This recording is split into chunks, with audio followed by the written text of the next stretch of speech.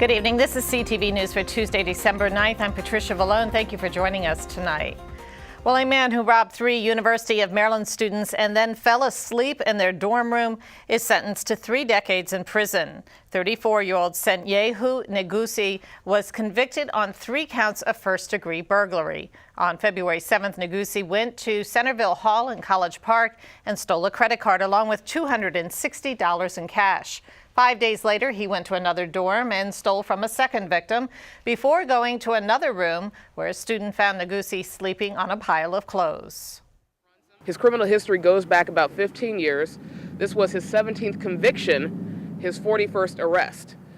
And so obviously this is a career criminal, and this is exactly why we have the Special Investigations Unit within our office. The community prosecutors go through, they investigate these repeat offenders, they pursue these cases, and of course this is what we have then is a repeat offender who is now going to be off the streets for a very long time. Obviously he's 34 years old, he's serving 60 years of flat time, no probation or anything.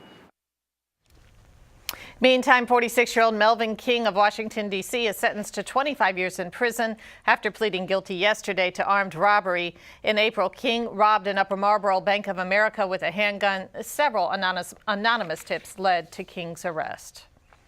A 27-year-old man will spend the next 60 years behind bars for an armed carjacking. Travis Evans of Forestville stole a man's SUV after robbing him at gunpoint at an apartment complex in March. A police officer chased Evans, who jumped out of the moving vehicle and started running on foot. He was apprehended a short time later. State's Attorney Angela Ossobrook says that she is pleased that Evans received that amount of time because he has an extensive criminal history and is a danger to society. A Gaithersburg neighborhood is in mourning after a small plane crashed into a home, killing 6 people, including a mother who was trying to protect her 2 young children. The victims in the home have been identified as 36-year-old Marie Jamel, her 3-year-old son Cole, and a 1.5-month-old son Devin. The plane was flying from North Carolina to the Montgomery County Airport. The aircraft was less than a mile away from the airport before coming down. The pilot and 2 passengers were also killed. Dr. David Hartman of New Ventura Pharma Sciences and Michael Rosenberg, founder of Health Decisions, both of those 2 died. This is not the first crash for Rosenberg. He was involved in one in 2010. Authorities are trying to determine who was at the controls during the time of the crash. A GoFundMe fundraising page for the Gamel family has raised more than $150,000. The man who lost his life in a fatal house fire in Old Town Bowie over the weekend has been identified. 26-year-old Robert Wazen resided in the 13100 block of 11th Street in Bowie. Wazen sustained burn injuries primarily in his airway that claimed his life on Sunday. The home had 2 smoke alarms that were not working. The cause remains under investigation. U.S. Senator Ben Cardin calls on Congress to permanently ban discriminatory profiling by all law enforcement agencies. This one day after the Obama administration issues guidelines restricting the ability of federal authorities to profile on the basis of traits, including race, religion, and national origin. Speaking on the Senate floor last night, Cardin says he understands the frustration felt by so many Americans after the recent events in Ferguson, Missouri, and New York City.